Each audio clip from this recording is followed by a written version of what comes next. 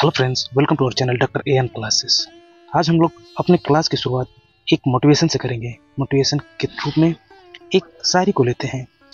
काम ऐसा करो कि पहचान बन जाए, काम ऐसा करो कि पहचान बन जाए, हर कदम चलो ऐसे कि निशान बन जाए, यह जिंदगी तो सब काट ही लेते हैं, जिंदगी ऐसे जियो की मिसाल बन जाए।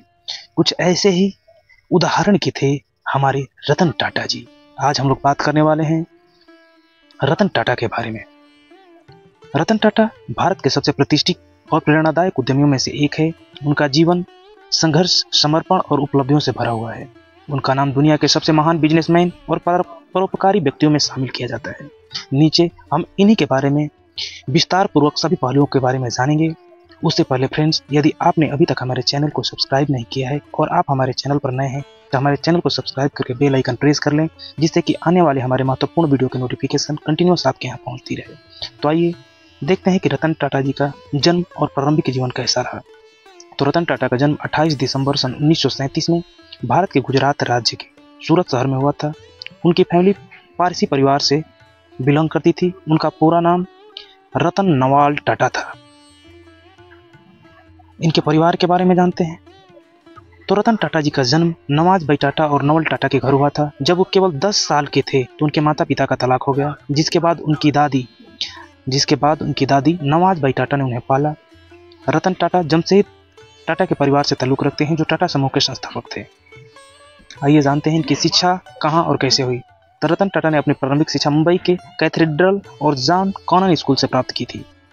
इसके बाद उन्होंने अमेरिका के कार्नेल यूनिवर्सिटी से आर्किटेक्चर ऑफ स्ट्रक्चरल इंजीनियरिंग से स्नातक किया। 1962 में उन्होंने हार्वर्ड बिजनेस स्कूल से एडवांस मैनेजमेंट का प्रोग्राम 1975 में पूरा किया।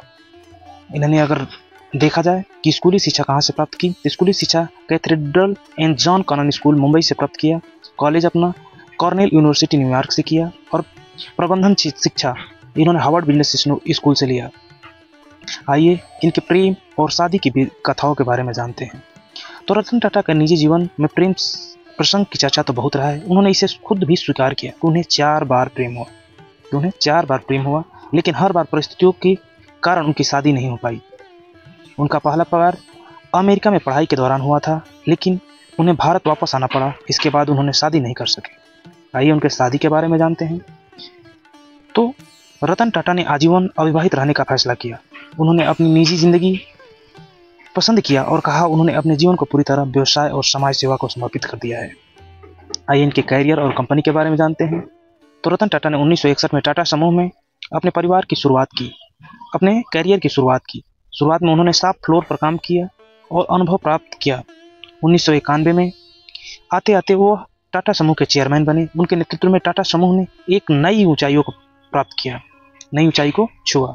आइए जानते हैं टाटा समूह की क्या क्या उपलब्धियां रही। तो इसमें पहला है टाटा मोटर्स। उन्होंने टाटा मोटर्स को एक वैश्विक ब्रांड बनाया, भाई देखे ही है। 2008 में उन्होंने जगुआर और लैंड रोवर जैसे कंपनियों का क्या कर लिया, अधिग्रहण कर लिया, अपनी कंपनी में मिला लिया। आइए देखें टाटा स्टील।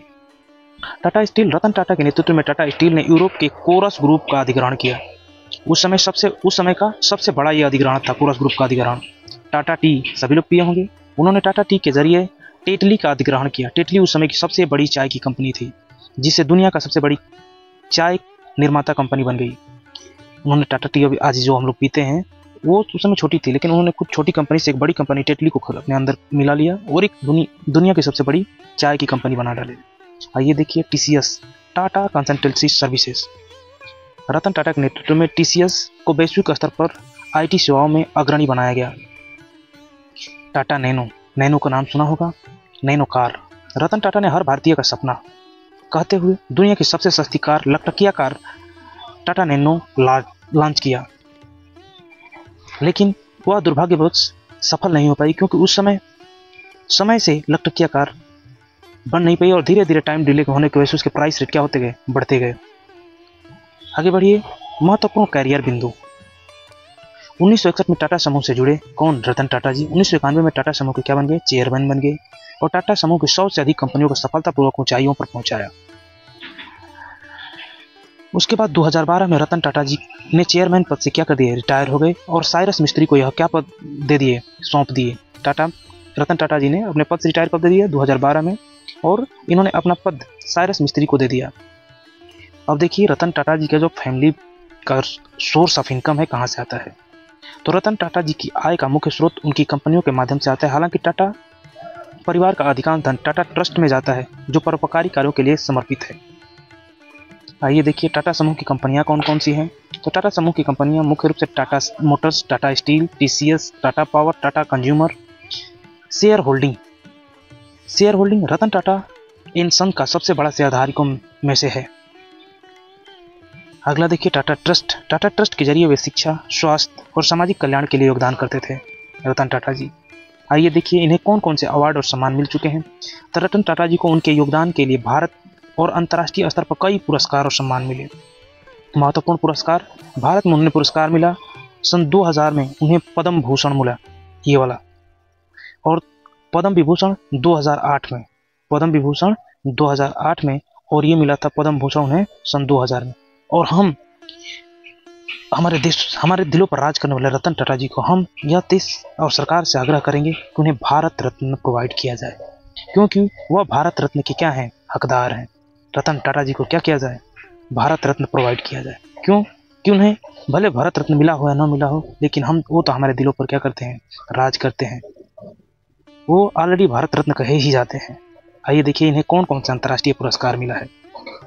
तो इन्हें कार्नेगी मेडल ऑफ फिलैंथ्रोपी का मिल चुका है, एशिया बिजनेस लीडर अवार्ड भी मिल चुका है। अन्य सम्मान देखिए क्या मिला।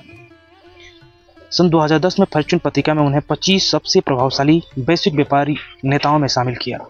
कैम्ब्रिज यूनिवर्सिटी में कई अन्य प्रतिष्ठित विश्वविद्यालयों ने उन्हें डायरेक्टरेट की उपाधि प्रदान किया। परोपकार और समाज सेवा, आइए देखिए परोपकार और समाज सेवा वो कैसे कैसे करते थे। तो रतन टाटा का जीवन न केवल बिजनेस बल्कि समाज सेवा के लिए भी प्रेरणादायक रहा है। आज देखते होंगे कि सब दुनिया के सबसे अमीर व्यक्तियों में रतन टाटा जी का नाम नहीं आता, क्योंकि अपने अधिक से अधिक धन को ये क्या करते थे, डोनेट कर देते थे। किसके लिए, ये बिजनेसमैन नहीं थे, बिजनेस के साथ ये समाज सेवा भी करते थे बहुत बड़ी मात्रा में। जैसे समाज सेवा में क्या उनका होता था, शिक्षा, भारत को लेके चलो, खुद मत बढ़ो, पूरे भारत को लेके बढ़ो। तो शिक्षा, अगर सबको शिक्षा दे दी जाए तो ऑटोमेटिक भारत ऊंचाइयों को छुएगा। तो इन्होंने टाटा ट्रस्ट के माध्यम से भारत में शिक्षा स्तर को सुधारने के लिए कई कार्यक्रम चलाए हैं। आगे देखिए स्वास्थ्य,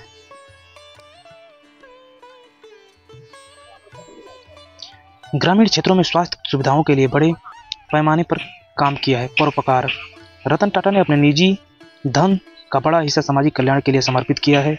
अचीवमेंट, टाटा समूह का वार्षिक राजस्व के नेतृत्व में $10 मिलियन से, टाटा समूह का वार्षिक राजस्व उनके नेतृत्व में $10 बिलियन से कहाँ पहुंच गया, $100 बिलियन पहुंच गया। टाटा नैनो और जगुआर लैंड रोवर का अधिग्रहण के माध्यम से वैश्विक स्तर पर अपनी पहचान बनाए। सस्टेनेबल इनोवेशन को बढ़ावा दिया। भारतीय स्टार्टअप जैसे पेटीएम और ओला में भी निवेश किया, जिससे कि हमारे भारत की जो कंपनियां हैं वो विकास कर सके। रतन टाटा का जीवन सफलता, समाज सेवा और सरलता का प्रतीक है। उनके कार्यों ने न केवल भारत को गर्वित किया है, बल्कि दुनिया भर में बिजनेस और समाज के लिए एक आदर्श प्रस्तुत किया है।